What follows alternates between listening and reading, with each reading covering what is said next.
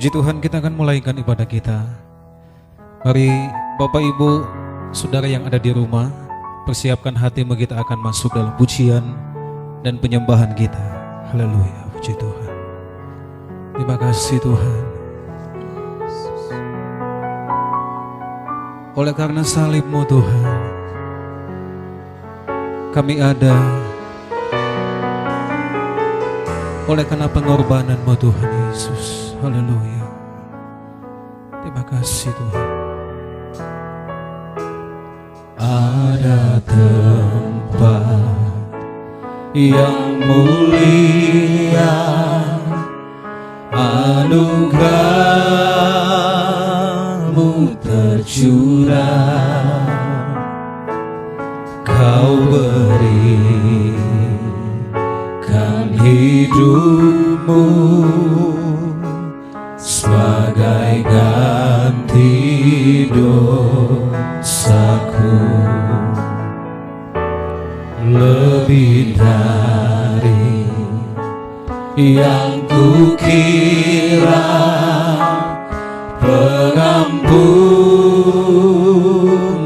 yang kuterima, kasih Yesus yang abadi mengalir di Kalvari.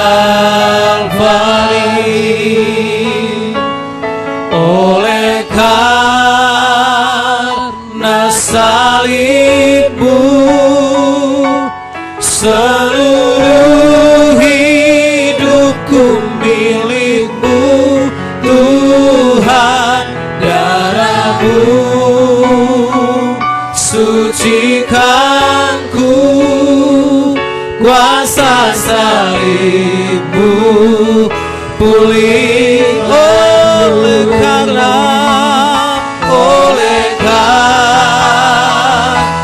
salib-Mu, seluruh hidupku milik-Mu Tuhan. Darah-Mu sucikanku, kuasa salib-Mu. Lagi katakan, oleh karena salib-Mu, seluruh hidupku milik-Mu Tuhan. Darah-Mu sucikanku, kuasa salib-Mu pulihkanku, kuasa salib-Mu pulihkanku, kuasa salib-Mu pulihkanku. Terima kasih Tuhan. Oleh karena salib-Mu Tuhan, oleh karena pengorbanan-Mu, oleh karena kasih-Mu Tuhan, kami boleh ada sampai saat ini. Satu bukti bahwa Engkau mengasihi hidup kami Tuhan. Engkau rela mati bagi kami Tuhan. Dan saat ini Tuhan, kami mau balas segala kebaikan-Mu Tuhan Yesus. Dengan pujian dan penyembahan kami kepada-Mu Tuhan. Kami percaya Tuhan Yesus, Engkau hadir di tengah-tengah ibadah kami Tuhan, dan siap melawat setiap kehidupan kami Tuhan Yesus. Bapa, terima kasih Tuhan, Engkau ambil alih semuanya Tuhan, jalannya ibadah ini Tuhan. Dan kami percaya hanya nama Yesus yang ditinggikan, nama Yesus yang dimuliakan. Terima kasih Bapa. Kami siap memuji memuliakan nama Tuhan. Dan kami akan mulai dan buka ibadah kami saat ini hanya di dalam nama Tuhan Yesus Kristus. Haleluya. Amin. Puji Tuhan.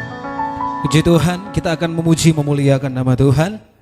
Bapak Ibu Saudara yang ada di rumah, tetap kita bersuka cita karena Tuhan baik dalam hidup saya dengan saudara. Haleluya.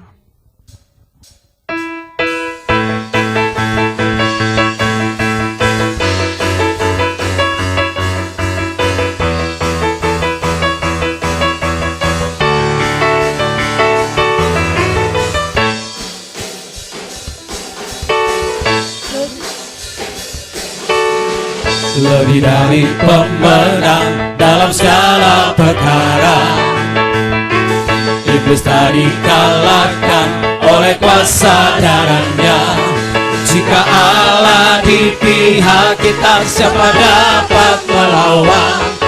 Kita lebih dari pemenang, lebih dari pemenang dalam segala perkara. Iblis tak dikalahkan oleh kuasa darahnya. Jika Allah di pihak kita, siapa dapat melawan? Kita lebih dari pemenang. Haleluya. Kibarkanlah panjinya, Yesus Raja segala raja. Haleluya. Bangkitlah gerejanya, kita lebih dari pemenang. Haleluya. Haleluya. Kibarkanlah panjinya, Yesus Raja segala raja. Oh, haleluya. Bangkitlah gerejanya, kita lebih dari lagi. Haleluya. Haleluya. Kibarkanlah panjinya, Yesus Raja segala raja. Haleluya. Bangkitlah gerejanya, kita lebih dari pemenang. Kita lebih dari pemenang. Kita lebih dari pemenang. Haleluya. Puji Tuhan. Saya percaya setiap pujian dan penyembahan kita boleh menyenangkan hati Tuhan. Amin. Mari siapkan hatimu, kita akan terima kebenaran firman Tuhan.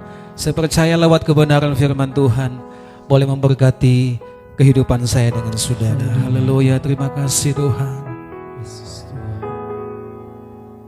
Terima kasih Bapa. Haleluya.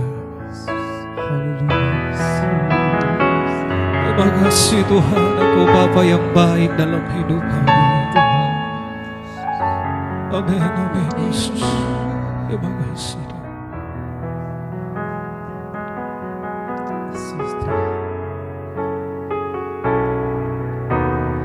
Engkaulah nafasku, Engkaulah sumberku. Dengan kekuatan salibmu, ku dimampukan selalu.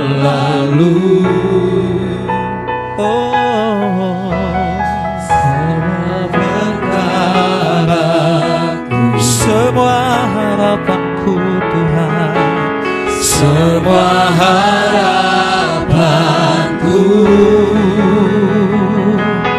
ku bawa kepada salibmu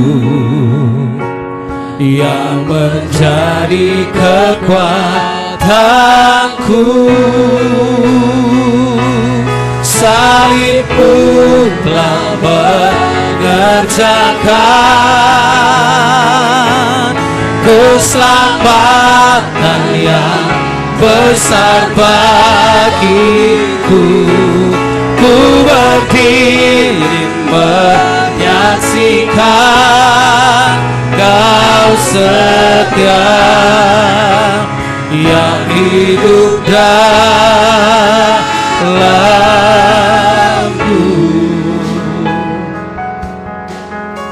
Haleluya, Engkaulah nafasku, Engkaulah nafasku.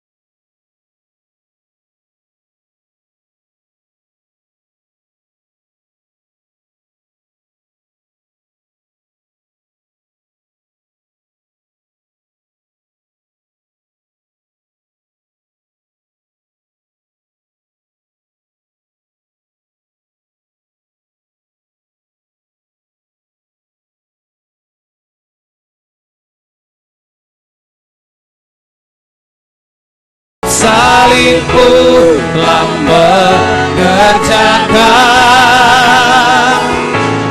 keselamatan yang besar bagiku. Ku berdiri menyaksikan Kau setia yang hidup dalamku.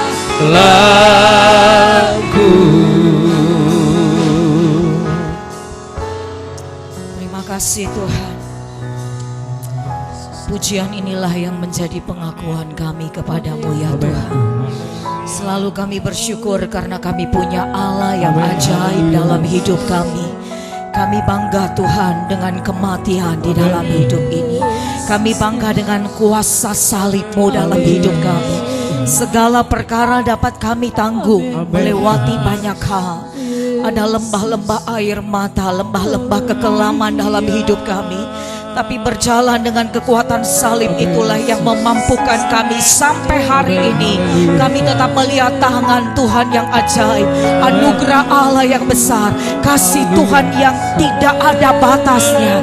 Itu yang selalu menopang hidup kami sampai hari ini. Terima kasih Bapa untuk setiap pekerjaan keselamatan-Mu yang besar bagi kami.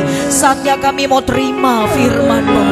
Isi hatimu, misi hatimu Tuhan. Mari Bapa sampaikan sesuatu yang baru bagi kami, agar kami mengerti setiap rancangan Tuhan luar biasa bagi kami, agar kami tahu apa yang harus kami kerjakan di hari-hari ini. Hanya firman Tuhan yang menjadi terang, pelita dalam hidup kami, memimpin setiap langkah kami, membawa kami untuk terus berjalan bersama dengan Engkau Tuhan. Terima kasih Bapa, pengurapan baru atas kami semua. Kuasai kami oleh Roh-Mu. Ketika Engkau berfirman, ada sesuatu yang terjadi untuk kami, untuk jemaat Tuhan yang di rumah semua.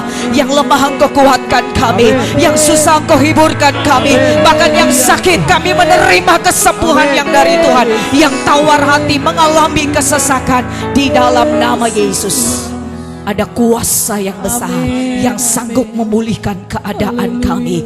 Terima kasih Bapa. Ini doa kami kepadamu Tuhan. Kami mau duduk diam untuk terima berkat firman-Mu. Berfirmanlah bagi kami semua. Di dalam nama Tuhan Yesus Kristus, Semua yang percaya bersama kita katakan haleluya. Amin. Puji Tuhan. Puji Tuhan, kembali saat ini pada perayaan Paskah kita di tahun ini tidak mengurangi sukacita kita bersama. Bersama dengan Tuhan selalu ada kekuatan yang baru, kekuatan salib itulah yang selalu akan memampukan di dalam setiap kehidupan kita.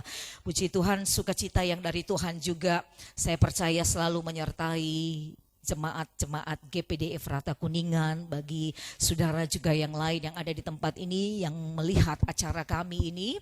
Biarlah setiap ibadah kami menjadi berkat untuk kita semua, khususnya pada saat ini mari kita siapkan hati kita untuk mendengarkan renungan firman Tuhan pada saat hari ini. Kita bersyukur kepada Tuhan. Di Paskah tahun ini agak berbeda dengan Paskah mungkin tahun-tahun kemarin. Ada banyak persiapan dari semua gereja-gereja. Tetapi kalau toh semua itu harus dirubah dengan satu cara yang sama pada saat ini. Kita bisa beribadah di rumah kita masing-masing. Yang penting adalah kehadiran Yesus di dalam setiap kehidupan kita, dalam keluarga-keluarga kita, itu yang terpenting bagi kita. Justru Paskah ini mungkin lebih istimewa lagi karena berbeda dengan yang lain ya, dengan tahun-tahun yang kemarin. Kalau kita akan melihat pada saat ini di dalam Injil Matius pasalnya yang ke-26 ayat 1 sampai ayatnya yang ke-5. Matius 26 ayat 1 sampai 5, demikian firman Tuhan. Setelah Yesus selesai dengan segala pengajarannya itu, berkatalah ia kepada murid-muridnya, "Kamu tahu bahwa 2 hari lagi akan dirayakan Paskah, maka Anak Manusia akan diserahkan untuk disalibkan." Pada waktu itu berkumpullah imam-imam kepala dan tua-tua bangsa Yahudi di istana imam besar yang bernama Kayafas, dan mereka berunding suatu rencana untuk menangkap Yesus dengan segala muslihat dan untuk membunuh dia. Tetapi mereka berkata, jangan pada waktu perayaan, supaya jangan timbul keributan di antara rakyat. Ya, puji Tuhan. Saudara, di dalam Matius pasal 26 ayat 1 sampai ayat yang kelima ini, saudara, kalau kita perhatikan di sini ya, sebenarnya di sini ada satu kalimat yang diawali di dalam bahasa asli ditulis kai egeneto ya. Artinya maka terjadilah itu. Dan betul-betul kita tahu pada 2 hari setelah itu dikatakan maka terjadilah Paskah itu, Yesus diserahkan dan dia harus disalib. Berbicara soal kematian atau kebangkitan Kristus, artinya di sini dalam bahasa asli bahwa sesuatu hal yang betul-betul nyata, sesuatu hal yang tanpa editan atau settingan apapun juga, tetapi satu hal yang real, benar-benar Yesus itu mengalami satu kematian yang luar biasa dan mengalami satu kebangkitan yang dahsyat, saudara. Dan itu benar-benar terjadi, saudara. Di ayat 2 bilang, ya tadi dikatakan ketika Yesus setelah mengajar kepada murid-muridnya pada saat itu, maka di ayat 2 berkata, ketahuilah. Ya, Tuhan ingin mengingatkan kepada mereka 2 hari lagi akan dirayakan Paskah. Anak manusia akan diserahkan dan disalib. Saya percaya pada saat itu ketika murid-murid Yesus mendengarkan hal itu, pasti ada kesedihan, pasti ada ketakutan, pasti ada kecemasan, ada kekecewaan ya. Kenapa dia harus diserahkan? Kenapa Yesus harus disalib? Ya, ada pertanyaan-pertanyaan. Dia kan Raja, dia kan Allah, dia kan Tuhan, saudara. Tetapi di sini kita melihat memang ini adalah satu rencana Allah yang harus terjadi bahwa Yesus harus mati dan dia harus disalibkan. Karena Yohanes 3:16 sudah jelas berkata bahwa karena begitu besar kasih Allah akan dunia ini sehingga dia harus menyerahkan anaknya yang tunggal. Supaya barang siapa yang percaya kepadanya tidak binasa, melainkan beroleh hidup yang kekal. Jadi satu hati Bapa, dia pengen menyelamatkan semua orang.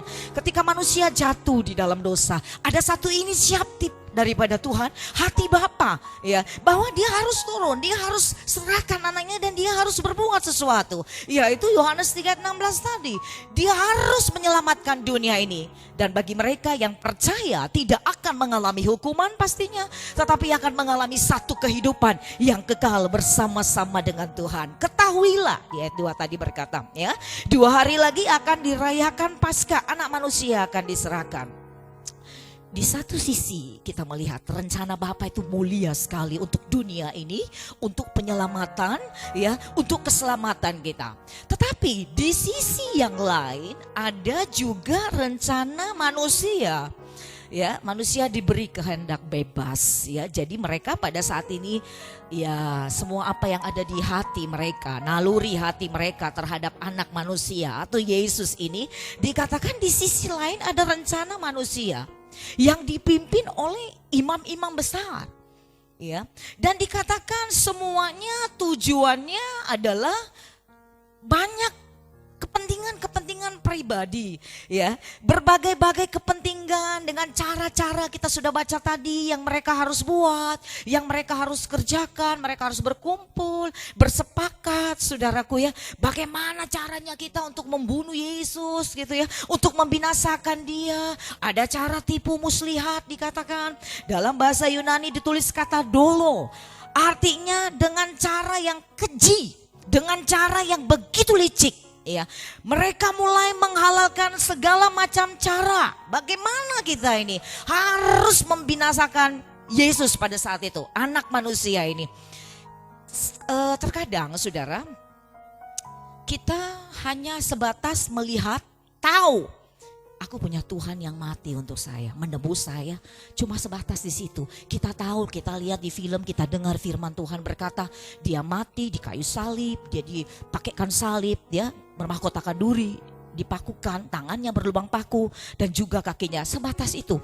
Tapi kalau kita mengikuti proses, ya, Yesus dari dia harus mengalami penyiksaan, sampai dia harus mati, ya, sampai dia harus naik di salib, dan proses-proses sebelum itu sangat mengerikan, ya, sangat mengerikan. Ada satu kumpulan dari orang-orang yang seperti ini, saudara, yang berniat hati yang begitu licik sekali, saudara, ya, untuk benar-benar mereka ingin membinasakan, menghancurkan semua rencana Tuhan, saudara, ya, dalam dunia ini. Bagi kita, gitu, saudara, banyak halangan, banyak rintangan, saudaraku, ya, yang terjadi. Kita tidak hanya melihat sesimpel dan seringkas itu keselamatan Yesus itu, tapi kalau kita mengikuti semuanya, kita melihat, waduh, saudara, ketika saya perhatikan, saya baca ini firman, saudara, luar biasa sekali, saudara, apa yang Yesus alami pada saat itu, saudara. Di ayat 14 dan ayat 16 di situ kita tahu, kalau saudara baca dan saudara perhatikan, mereka berusaha bagaimana cara, ya, untuk melakukan segala macam cara, saudara, untuk membuat satu penipuan, ya, dalam rencana mereka untuk membunuh Yesus. Dan di ayat 14 itu dikatakan, maka muncullah satu murid Yesus keluar dari 12 murid ini untuk berjalan datang kepada imam-imam kepala. Dia adalah Yudas Iskariot. Ya, dia datang ke sana, ya, menghadap para imam kepala, mau ngapain? Ini orang yang dekat dengan Tuhan. Ini muridnya loh, ya. Orang yang selalu berjalan dengan Yesus.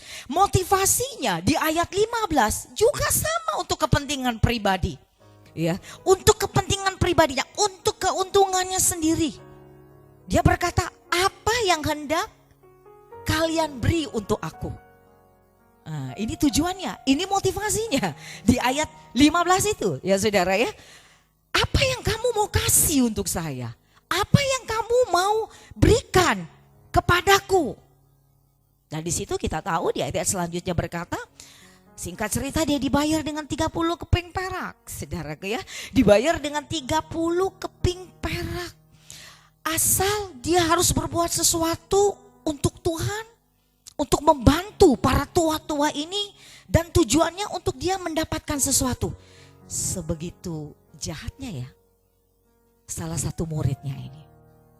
Dari sekian banyak murid, kita melihat itu mewakili semua. dari kita orang-orang percaya yang ada di muka bumi ini. Ya, semua memang kita diberi kehendak bebas, tidak dibuat seperti robot diatur oleh Tuhan bagaimana kita harus berbuat sesuatu untuk Tuhan. Tapi inilah yang dilakukan oleh seorang Yudas. Orang yang dekat dengan Tuhan. Kalau orang jauh itu musuh. Tapi ketika Yudas, apa yang dia buat ini berbicara tentang satu pengkhianatan. Karena dia seorang yang begitu dekat sekali dengan Yesus. Ya, karena dia masuk di 12 murid, saudaraku ya. Dan akhirnya dikatakan ada satu perjanjianlah mereka. Dia mendapat uang seharga itu, kalau kita lihat di Keluaran pasal 21. 30 keping perak itu seharga seorang budak. Jadi begitu rendah sekali ya. Begitu murah sekali apa yang dia lakukan untuk Yesus dan apa yang dia mau lakukan. Kalau kita sadar akan hal ini, ya, kita pun tidak akan melakukan hal yang seperti ini. Saya percaya begitu Yesus tahu, begitu kagetnya pasti Tuhan.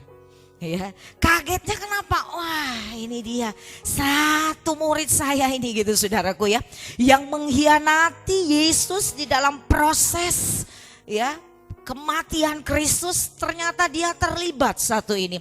Kalau kita melihat orang-orang yang bermufakat berencana untuk membuat Yesus, itu sudah satu kejahatan yang luar biasa. Ditambah ternyata ada seorang murid dari dia gitu saudaraku ya, yang lagi rame-rame sekarang kita melihat bahwa akhir zaman ini memang apa ya, ada kita dibuat jarak ya, yang dekat sepertinya jauh di situasi sekarang ini maksud saya ya.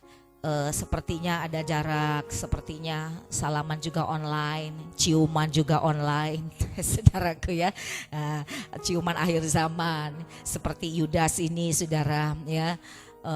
Ada yang bilang ketika dia mencium Yesus, saudara, bukan berarti karena dia cinta atau dia sayang. Ketika seseorang mencium kita, ketika seseorang memberi kiss kepada kita, cinta, kasih, persaudaraan atau apapun itu juga.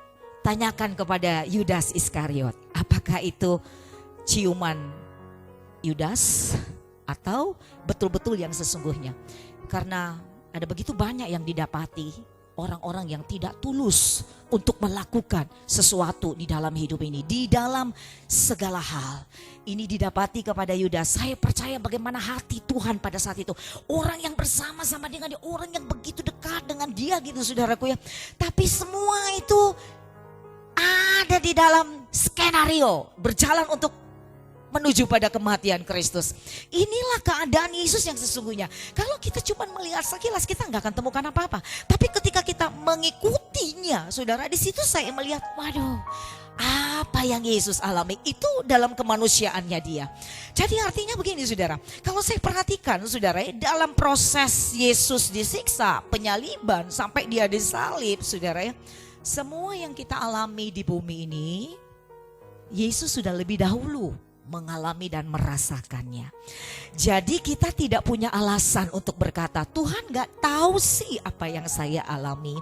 Kita gak punya alasan untuk kecewa. Kita gak punya alasan untuk takut. Kita gak punya alasan untuk bilang Tuhan tuh gak adil. Kita tuh gak punya alasan untuk berkata A, B, C, D, E, F, G, semua sepertinya Tuhan tidak mengerti dengan kita saudara. Tapi kematian Kristus itu sudah menjawab sebenarnya. Udah menjawab, udah memberikan jawaban yang pasti, yang jelas dalam hidup kita. Bahwa semua yang kita alami termasuk di hari-hari ini, Yesus pun sempat mengalami ketakutan yang luar biasa saudaraku ya. Bahkan melebihi dari ketakutan saudara mengalami virus yang ada sekarang. Dahsyat sekali ketakutan yang Yesus pernah alami. Dan orang-orang yang ada di sekitar dia yang berniat jahat, seolah-olah semua ingin menyerang dia. Ya, di sini kita melihatkan hal ini. Jadi semua yang kita ngalamin saat ini, puji Tuhan ya saudara, Yesus sudah menanggungnya itu, amin. Ya, di kayu salib. Jesus is with you for every ill. Kita tahu kematiannya, dia menjadi jawaban, obat yang paling manis bagi semua penyakit kelemahan dalam tubuh kita. Allah bisa berbicara lewat situasi di Paskah tahun ini. berbeda dengan tahun-tahun mungkin yang kemarin pasca kita. Mengingatkan kita di Keluaran 12. Saya berpikir Tuhan kok bisa mirip sekali ya. Di angka 14 hari ya. Bagaimana kita harus dirumahkan. Israel juga seperti itu. Sebelum ke pasca ada kematian-kematian yang terjadi. Seperti hal-hal yang seperti sekarang. Apakah ini kebetulan? Apakah ini tidak ada yang kebetulan saudaraku ya. Tapi yang jelas Alkitab berkata bahwa semua akan masuk di dalam penggenapan firman Tuhan. Tidak ada satu titik apapun yang terjadi di muka bumi ini yang tidak ada dicatat di dalam firman Tuhan. Sekecil apapun firman Tuhan sudah catat, sudah kasih tahu. Dan Allah, kita percaya Allah pun berbicara lewat situasi. Ada bahasa Allah di Paskah tahun ini lewat situasi yang terjadi. Paskah tahun ini ada yang Tuhan mau kita percaya banget itu, termasuk saat-saat ini. Sebab itu beri hati telinga kita untuk mendengar. Kalau tidak, bahaya saudara. Kalau kita tidak melihat hal itu, ada yang Tuhan mau, ada sesuatu yang Tuhan ingin sampaikan lewat badai ini, lewat situasi ini saudara. Jangan kita sibuk dengan saling menyalahkan satu dengan yang lain gitu saudaraku ya. Saling menuding, saling menyerang di hari-hari ini, saling menuduh saudara, dan merasa semua kita paling benar, kita paling betul gitu saudara, dengan semua kita berjalan dengan keegoisannya kita, sesuka kita, semaunya kita. Semua orang Tuhan mau di hari-hari ini taat dan tunduk kepada otoritas Tuhan lewat apa saja. Ya, Tuhan bisa berbicara. Dengar suara Tuhan baik lewat situasi yang kita alami hari-hari ini. Sekali lagi saya katakan, jika kita tidak melihat hal itu, sangat berbahayalah kita. Tetapi ada kabar baik lewat Paskah ini juga, lewat kematian Kristus. Asal kita tinggal di dalam rancangannya Tuhan. Asal kita tinggal di dalam ketaatan apa yang Tuhan mau hari-hari ini yang harus kita buat. Enggak main-main. Kita tahu apa yang dialami dunia, apa yang dialami oleh bangsa kita. Ini sangat serius sekali saudara ya. Di situasi sekarang. Kita percaya bahwa situasi apapun lewat kematian Kristus, lewat Paskah ini, ya, di situ kita melihat, ada satu pribadi yang hebat yang sudah mengorbankan nyawanya untuk menanggung semua pergumulan, persoalan, kesesakan, kelemahan apapun yang kita alami dalam hidup ini. Ya, situasi sekarang ini, sekalipun kita sudah banyak ketakutan melihat, nanti di depan kita seperti apa, hari esok kita seperti apa, masa depan kita seperti apa. Tapi kabar baik untuk kita, itu tidak akan mengubah rencana Allah yang sangat baik. Amin saudara ya, untuk hidup kita masing-masing, pribadi lepas pribadi, keluarga demi keluarga yang ada di rumah kita masing-masing. Buktinya ya kematian Kristus ini, buktinya ya lewat Paskah ini. Tuhan cuma pengen ada satu perubahan dalam hidup kita manusia. Semua yang terjadi pasti ada satu perubahan. Saudara mau maju, saudara mau mundur, itu perubahan. Jadi kita yang harus memilih saudara, dan Tuhan mau ada satu perubahan lewat kejadian-kejadian yang terjadi ini saudara ya. Tidak ada sejarah besar di dunia ini manusia yang terlalu hebat, yang terlalu kuat, yang terlalu ajaib saudara, yang punya sejarah hidup seperti apa, enggak ada. Selain hanya karya penebusan Yesus Kristus, keselamatan ini. Di luar sana kematian Kristus adalah satu kebodohan. Orang berkata, kok punya Tuhan mati? Masa Tuhan bisa mati? Ya, orang berkata, yang disalib itu kan bukan Yesus. Yang mati itu kan bukan dia, saudara. Ya memang kebodohan bagi orang yang tidak mengerti firman. Tetapi ada satu keuntungan bagi kita, saudara ya. Kita menerima sesuatu, dikatakan jika kamu percaya, maka kamu akan memperoleh kehidupan yang kekal untuk selama-lamanya, yang kita nggak bisa dapat dari mana-mana pun juga. Jadi artinya apa? Penderitaan sekarang yang sementara dialami oleh bangsa-bangsa, oleh dunia, oleh semua orang, tidak sebanding dengan penderitaan Kristus. Sebab itu setiap perjamuan kudus dikatakan, biarlah semua ini ketika kita minum cawan, kita makan roti itu, kita diingatkan untuk mengingat ada satu korban yang luar biasa yang sudah menanggung semua itu. Sekalipun kita melihat banyak korban di mana-mana hari ini, kematian terjadi di mana-mana dalam setiap negara-negara besar. Dalam waktu satu hari tidak hanya 1-2 orang yang mati korban, tetapi ada ratusan. Apapun itu, tidak sebanding dengan apa yang Yesus sudah kerjakan di kayu salib untuk saudara dan saya. Di dalam Yesaya, Yesaya pasalnya yang ke-53 ayat 5 itu jelas sekali berkata, Yesaya 53 ayat 5. Apa yang Yesus alami di sini? Dalam Yesaya 53 ayat 5 di situ. Yesaya 53 ayat 5, tetapi dia tertikam oleh karena pemberontakan kita, dia diremukan oleh karena kejahatan kita. Ganjaran yang mendatangkan keselamatan bagi kita ditimpakan kepadanya, dan oleh bilur-bilurnya kita menjadi sembuh. Yang setuju katakan amin. Ya. Ini dia gitu saudara, semua dia tertikam, dia harus disalib, dia harus mengalami penderitaan yang luar biasa karena pemberontakan kita sebagai manusia. Dan semua itu dikatakan tadi jelas sudah ditanggung oleh Yesus di kayu salib. Semua itu perbuatan kita gitu saudara, semua dia sudah tanggung itu untuk kita. Jadi biar lewat Paskah tahun ini kembali membangkitkan kembali iman kita. Lewat kematian Kristus dia gak main-main loh saudara ya. Ketika Bapa menyerahkan anaknya yang tunggal itu gak main-main, sangat serius sekali. 18 jam sebelumnya Yesus harus mengalami siksaan ini lebih dulu. Jadi tidak ada alasan titik saya katakan untuk kita berkata bahwa apa yang kita alamin Yesus di mana? Di situasi sekarang Tuhan ada di mana? Enggak ada alasan. Sebab semua yang dia sudah tanggung itu semua yang kita ngalamin semua di dunia ini. Ya, kematiannya lah yang paling menyakitkan. Excruciating, satu siksaan yang luar biasa. Ya, untuk penjahat yang paling jahat. Itu ditimpakan kepada Yesus. Bahkan dalam medis, dalam anatomi itu kematian Kristus tidak wajar.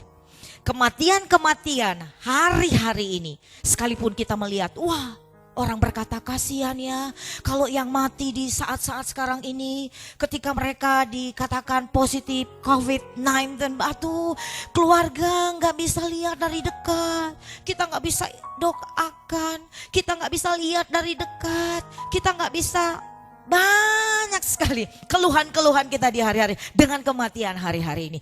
Tapi kita mau lihat, mengingatkan kembali ada satu korban yang sudah menanggung semua itu. Terlebih berat saudara ya.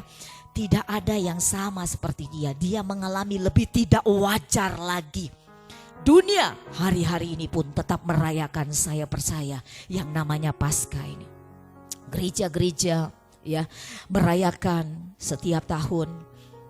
Ini benar-benar Paskah tahun ini kita mengalami satu hal yang perlu kita memberi telinga kita untuk mendengar apa yang Tuhan ingin sampaikan kepada kita dalam situasi ini. Hati kita ya saudara untuk mau dengar saudara ya apa yang Tuhan ingin buat dan melihat hari-hari ini. Kita tahu berbicara soal salib itu bukan hanya sekedar aksesoris, kalung, patung, ya figura kita yang mahal. Wih, ini saya punya harga 50 juta orang berkata. Patung salib, lukisan Yesus, ya, gak hanya sebatas itu saudara, berbicara soal salib, berbicara soal kematian Kristus, tapi sesuatu yang kita hidupi. Kita dipanggil bukan untuk percaya doang, tapi juga untuk menderita, untuk pikul salib. Tidak kebetulan di situasi ini kita pun masuk di satu Paskah ini, ya. Dengan kita ingat kematian Kristus sebenarnya. Di situ membuat kita satu. Kita harus mati memang. Disalibkan secara daging kita. Segala sesuatu yang ada dalam hidup kita. Saya katakan kita hidup bukan lagi dari kita. Tapi Kristus yang ada di dalam kita. Maka kuasa salib Kristus itulah yang akan memampukan setiap hidup kita. Yang setuju katakan amin. Ya, dalam hidup kita. Saudara, kita gak bisa lupakan. Atau kita nggak bisa pura-pura nggak ingat tentang pengorbanan Kristus, tentang Getsemani, tentang Kalvari, tentang Via Dolorosa, nggak bisa. Ya, ada beberapa orang yang berkata, Ibu Gembala kalau khotbah itu nggak usah lah ngomong-ngomong tentang akhir zaman, nggak usah lah ngomong-ngomong tentang kematian kematian Kristus. Gak usahlah ngomong-ngomong tentang salib. Gak usahlah ngomong-ngomong ketika Yesus mati dan sebagaimana. Iblis gak suka untuk kita ceritakan hal itu.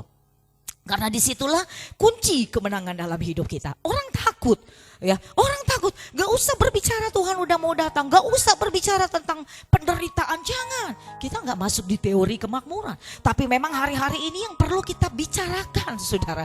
Ada banyak orang yang tidak tahan, ya. Banyak orang Kristen, banyak gereja yang hidup dalam kekecewaan, dalam kepahitan, saudara. Kenapa? Satu hal saja, karena mereka tidak mengerti akan hal ini bahwa Yesus sudah menanggung akan semua itu. Bahkan seorang pakar hebat berkata, sebelum abad keempat, orang Kristen memang tidak mau ingat-ingat tentang salib ini. Ya, mereka bilang ini kehinaan, ini satu ketelanjangan, jangan ngomong-ngomong soal salib. Ya, mereka yang hidup di abad pertama, dikatakan mereka merasakan kalau salib itu simbol dari teror. Kekaisaran Romawi menggunakan salib sebagai kuk yang paling kejam untuk para penjahat pada saat itu. Apapun itu, satu hal yang menjadi iman dan keyakinan kita. Setiap Paskah kita diingatkan, ya, ingat tentang pengorbanan Kristus, pandang salib Yesus, angkat wajah kita, jangan lihat persoalan, situasi yang kita sedang lihat sekarang, jangan lihat kemampuanmu, jangan lihat ekonomimu, ya. Kita berusaha mengangkat wajah kita untuk tidak melihat kesusahan kita, tapi kita mau lihat salib Yesus. Amin. Allah tidak membawa Israel keluar dari Mesir terbang, tapi mereka harus melewati yang namanya padang gurun. Amin. Ya, harus melewati salib. Yesus memang harus mati. Ya, harus mati. Itu bukan lambang kekalahan, tapi lambang kemenangan. Dia harus menyerahkan nyawanya. Dia mati karena dia menyerahkan nyawanya. Garis bawah ini, ya. Bukan karena dihajar oleh Kaisar Romawi, tapi karena dia serahkan nyawanya. Hukuman mati zaman Yesus itu bukan digantung di salib, stoning, cambuk, ya, harus dirajam. Dengan cara itu, apakah dosa kita bisa diampuni? Dengan cara-cara itu yang dibuat kepada Yesus, apakah itu untuk menyelamatkan dunia? Tidak. Tetapi karena apa? Karena darah Yesus Kristus. Tidak ada nama lain. Tidak boleh nama lain. Kisah Rasul 4:12 berkata, keselamatan itu hanya ada di dalam Yesus Kristus Tuhan kita. Amin. Ya, untuk menebus kita dari kutuk itu butuh kayu salib. Ya, menebus manusia dari kutuk butuh kayu salib. Untuk menebus kita dari, ya, juga dari kutuk Taurat. Ya, makanya dia harus disalib. Dengan jalan menjadi kutuk karena kita. Jelas Galatia 3 sudah berkata pun seperti itu. Orang yang disalib, yang tergantung di kayu salib, dia terkutuk. Bahkan Cicero, dikatakan guru Kaisar Nero, dia pun berkata, orang yang disalibkan, dia terkutuk. Tapi kabar baik lagi, selalu untuk kita, hanya 3 hari saja. Yang setuju katakan amin. Hanya 3 hari saja situasi yang mencekam itu. 3 harinya Tuhan dengan 3 harinya kita berbeda. Tapi situasi yang kita sedang hadapi yang mencekam kita hanya 3 hari saja. Amin. Kita harus menunggu sesuai dengan arti Paskah. Itu apa? Pesta. Passover. Cuma melewati. Ketika rumah-rumah orang Israel. Betul? Tulah ke-10 lewat. Cuma lewat. Karena ada tanda darah. Ketika pada kita ada tanda darah. Tuhan cuma mau kasih tahu. Tetelestai. Semua sudah selesai. Amin. Dia sudah kerjakan itu di kayu salib. Cuma melewati 3 hari. Ya. Cuma melewati 3 hari situasi di kota ini. Di bangsa ini. Bagi dunia ini. Kita berdoa. Ya. Cuma 3 hari. Kita akan menunggu. Next di depan kita. Kebangkitan Tuhan yang luar biasa bangsa. Pemulihan yang luar biasa Tuhan akan kerjakan. Seperti Israel yang dilakukan dari maut. Ya, kita pun mengalami hal yang sama. Kekuatan apa sih saudara yang bisa menahan untuk Yesus tetap tinggal di kuburan pada saat itu? Batu yang besarkah? Penjagaan yang hebatkah? 24 jam harus dihalangi? mau tidak bisa menahan kuasa kebangkitan dari Yesus Kristus. Yang setuju katakan haleluya saudara. Enggak bisa ya, tidak ada yang bisa menahannya. Tidak ada orang hebat, orang besar manapun, tidak ada darah yang lain yang bisa menebus kita. Hanya darah Yesus. Tuhan sudah berjanji. Ya, Allah tidak pernah berdusta. Kekuatan ada dalam hidup kita setiap hari Dia beri. Ketika saudara ingat Yesus sudah mati untuk kita, membangkitkan ya imun tubuh kita dan iman ya dalam hidup kita untuk percaya. Api itu ada, tapi api itu tidak akan pernah membakar hidup kita. Yang setuju katakan amin. Ya, sungai yang begitu deras, air yang begitu hebat ada. Bukan dibilang tidak ada, tapi itu tidak akan pernah menghanyutkan dalam setiap kehidupan kita. Ingat pujian itu? Coba kita menaikkan dulu pujian itu. Ya, Tuhan yang menyertai kita dari awal saja, nggak apa-apa. Saudara yang ada di rumah, ya. Supaya nggak tegang, ya kita nyanyi dulu ya sebentar ya pujian dari awal. Saudara yang ada di tempat ini, ayo. Tuhan yang menyertai kita. Haleluya. Allah yang besar, kematiannya adalah kebanggaan bagi kita. Amin. Allah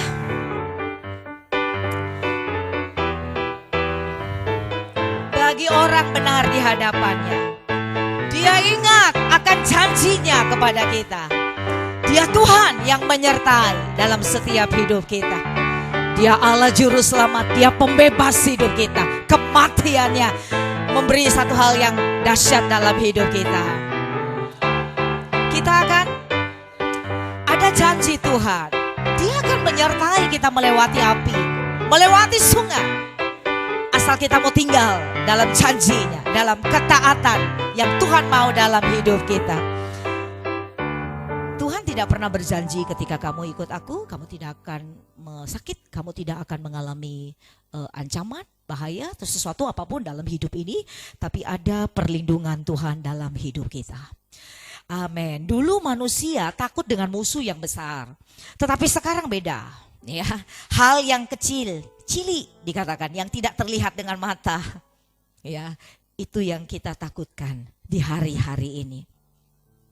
Bukan lagi hal yang besar, musuh yang besar, tapi sesuatu yang kecil. Bukankah manusia suka meremehkan, suka mengabaikan, suka mengecilkan? Apalagi firman, hati-hati, ada hukumannya.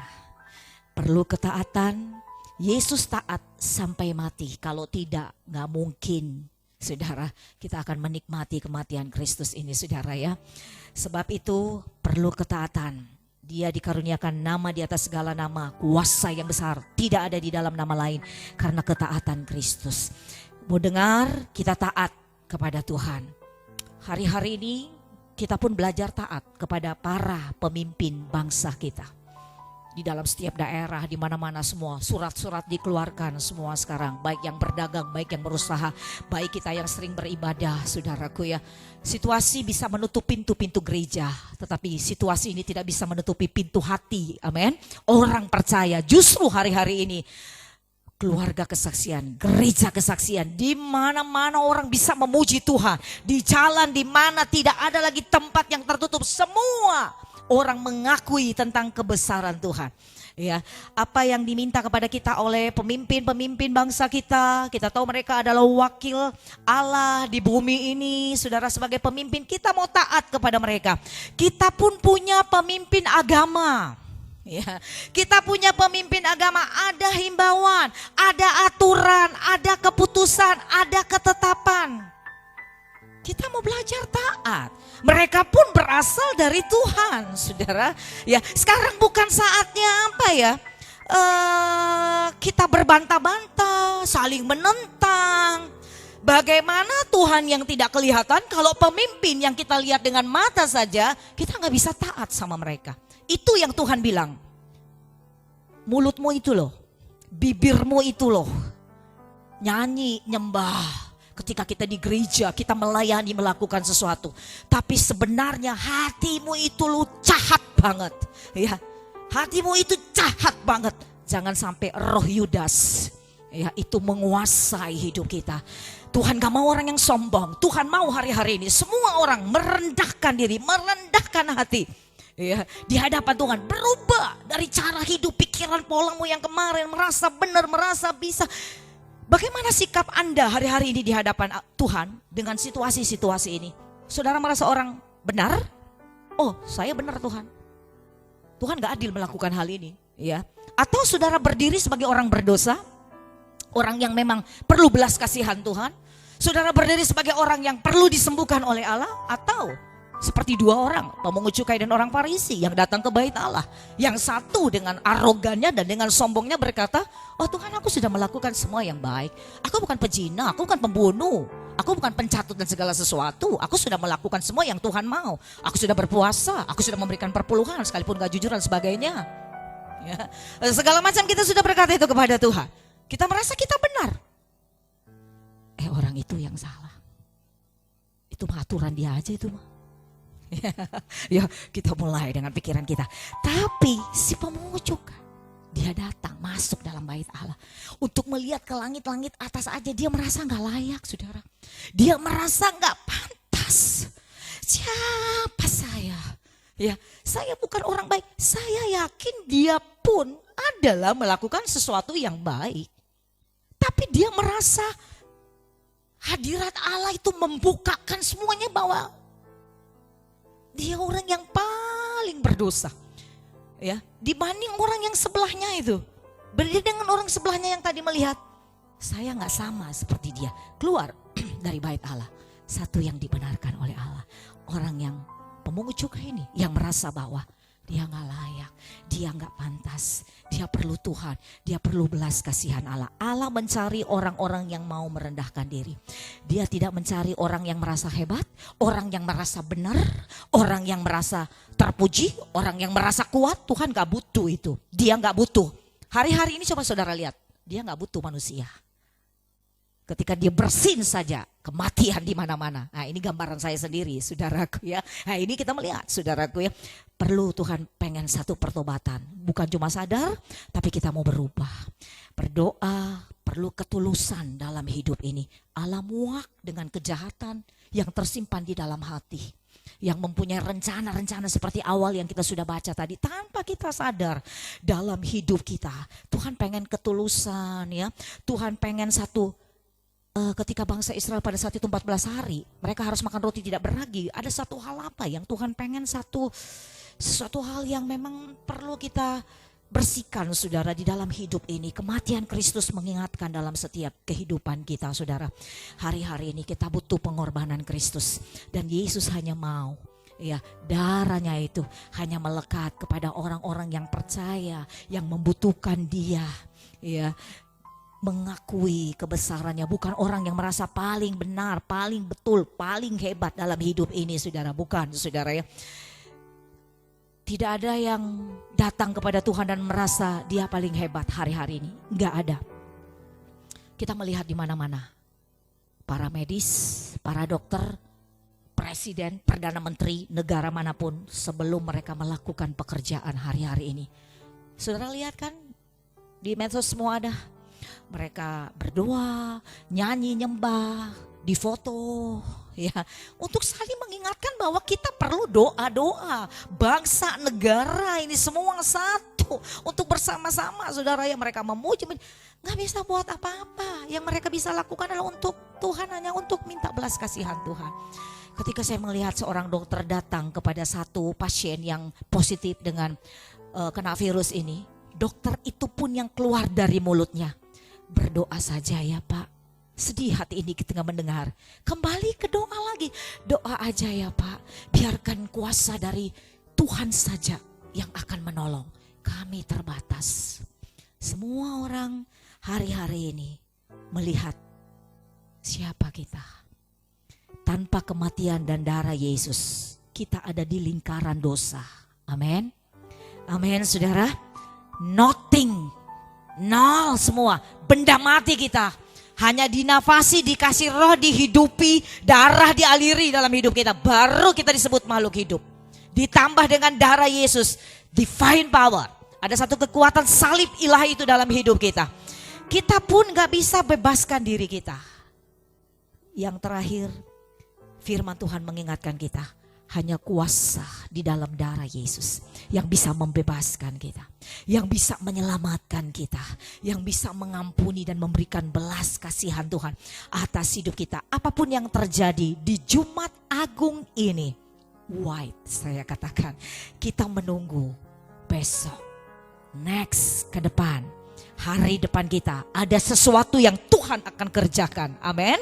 Baik untuk keluarga kita, amin saudara, untuk kota ini, untuk bangsa ini, semua saudara, ini yang menjadi kerinduan kita. Kita menunggu saja dalam ketaatan firman Tuhan lewat kematian Kristus. Paskah mengingatkan hanya 3 hari, maut pun tidak bisa menahan kuasa kebangkitan Kristus. Ada perkara ajaib yang Tuhan sudah sediakan yang ada di depan kita. Sebab itu mari jemaat Tuhan yang ada di rumah masing-masing tetap semangat dengan Tuhan.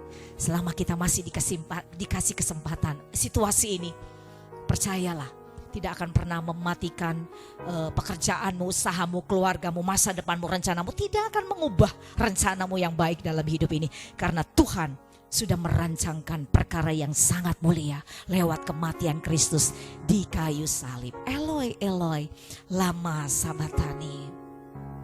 Dia Tuhan yang telah mati untuk kita semua. Haleluya.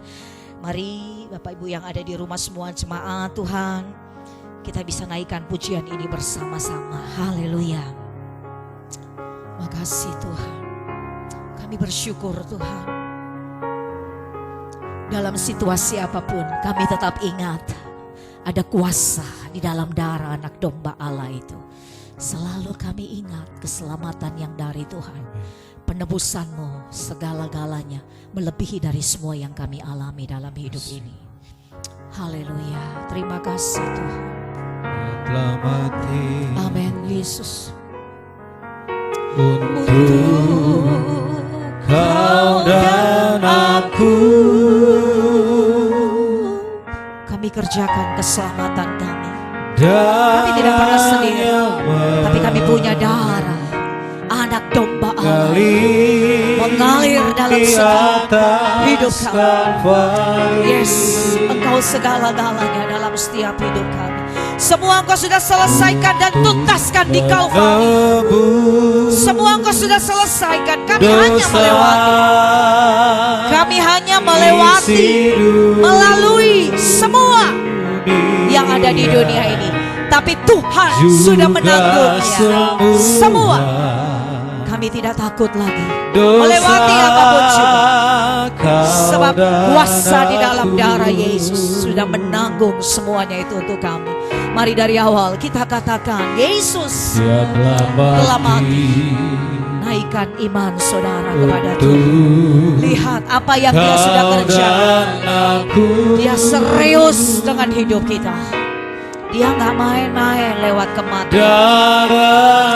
Mari bawa keluarga-keluarga kita, hidup kita kepada Tuhan. Biarlah darah itu ada di dalam setiap rumah-rumah kita, dalam setiap hati dan hidup kita. Karena semua yang terjadi hanya melewati, kita akan diluputkan. Bahkan Dia Yesus berjanji, Dia mengampuni semua kita, seisi semuanya dalam hidup ini. Dosa kau dan aku. Mari sama-sama kita katakan haleluya. Eloi, Eloi, lama sabatani. Ya Tuhan, amin. Mengapa Engkau tinggalkan aku? Yesus rela korbankan dirinya. Dia menanggung semua. Dia sudah menanggungnya bagi kita. Dia lakukan untuk saudara dan saya. Amin. Semua itu karena kasih-Nya. Dengan apa kan ku balas kemurahan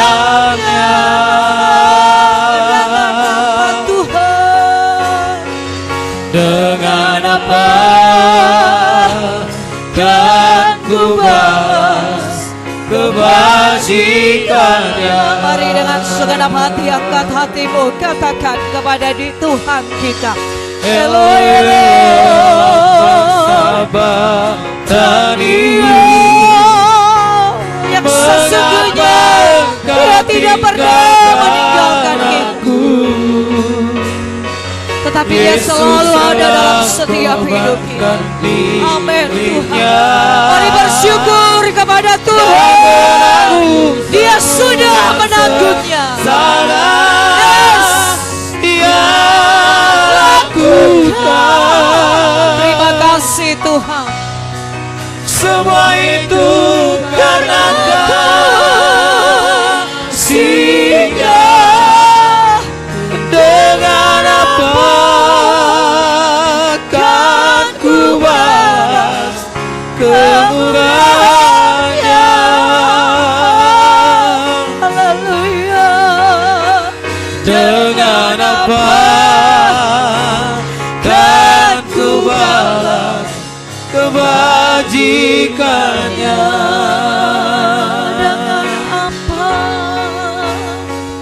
Dengan apa Ya Tuhan, kan ku balas kebajikannya? mari bersyukur kepada Tuhan. Oh, terima kasih Tuhan. Terima kasih Yesus. Amin. Buat semuanya yang Kau kerjakan bagi kami. Buat salibmu, buat pengorbananmu bagi kami Tuhan. Tidak ada jalan lain, Tuhan. tidak ada yang lain, hanya nama Yesus. Oh, kasih-Mu luar biasa. Karya-Mu ajaib bagi kami Tuhan. Yesus pegang tangan kami. Kuasa-Mu besar, darah-Mu yang ajaib. Berbicaralah Kau bagi kami Tuhan. Sampaikanlah hati-Mu. Ini hati kami, ini hidup kami. Oh, kami percaya kuasa darah-Mu. Oh, Yesus Tuhan. Selamanya Engkau Tuhan kami. Selamanya Engkau Allah kami. Yesus, Kau ajaib. Biarlah belas kasihan-Mu ada atas kami Tuhan.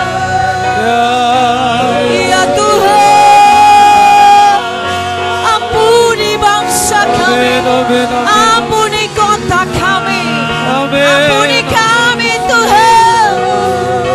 Haleluya. Hanya nama-Mu, hanya kuasa-Mu, hanya darah-Mu. Terima kasih Tuhan. Terima kasih Yesus pembebas. Terima kasih Tuhan. Kau ajaib. Terima kasih.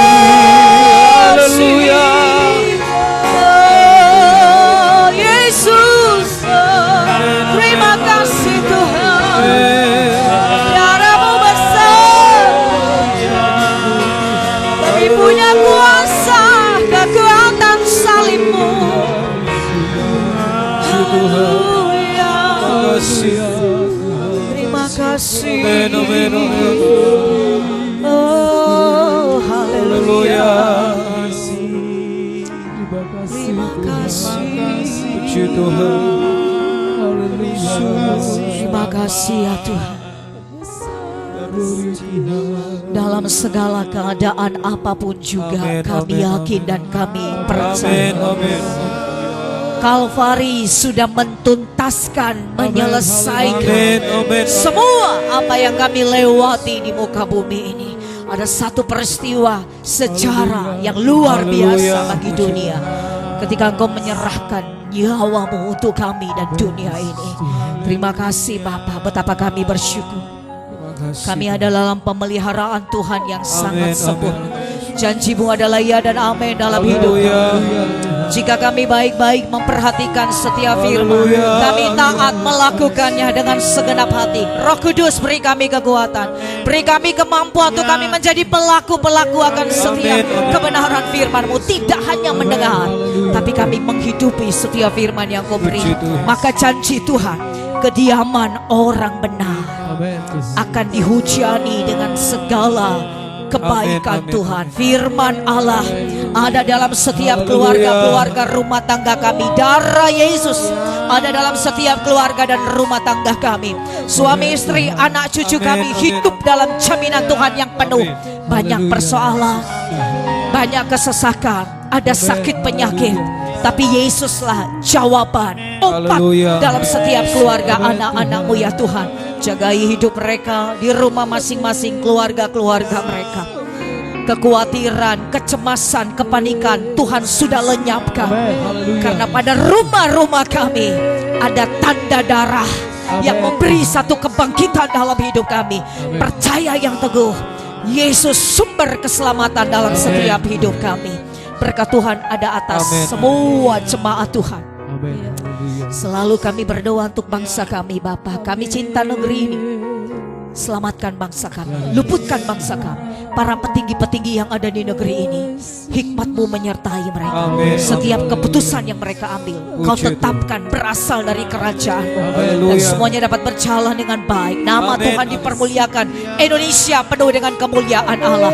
Kota kami pun diluputkan, diselamatkan, dijagai. Ada pagar-pagar tembok yang berapi memproteksi kota kami, dijauhkan dari segala hal yang tidak berkenan kepada Tuhan. Oleh bilur-bilur-Mu, kota kami disembuhkan oleh darah Yesus yang berkuasa dalam setiap hidup kami. Berkat Tuhan ada atas setiap usaha pekerjaan anak-anak-Mu Tuhan. Hari-hari ini mungkin banyak di antara mereka yang mengalami keletihan, kelesuan dalam ekonomi. Tapi hidup kami tidak ditentukan oleh situasi ini. Kami melihat hari depan kami. Tuhan sudah sediakan yang lebih baik dari hari yang ada pada saat sekarang. Sebab itu kami tidak takut dan kami tidak khawatir. Terus kami berjalan bersama dengan Tuhan. Dimanapun jemaat Tuhan berada, anak-anak-Mu berada, Engkau menyertai langkah mereka, jalan mereka. Benih yang mereka selalu tabur, selalu menghasilkan sesuatu dalam setiap pekerjaan dan usaha mereka. Tidak ada yang tertutup.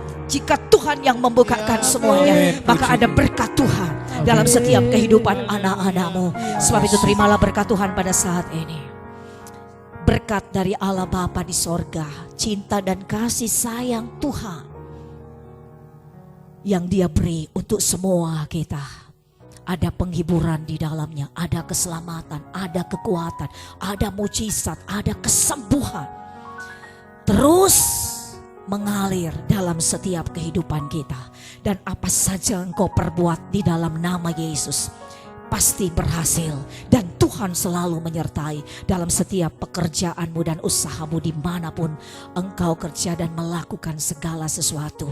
Lebih dahsyat berkat yang akan kami terima di hari depan kami bersama dengan Engkau. Terima kasih Bapa. Ini ibadah kami pada saat ini. Kami akan tutup ibadah Paskah kami pada hari ini. Semua jemaat Tuhan kami diberkati oleh Tuhan. Hari ini, besok, bahkan sampai Tuhan datang kembali. Di dalam nama Tuhan Yesus Kristus. Haleluya. Amin. Puji Tuhan.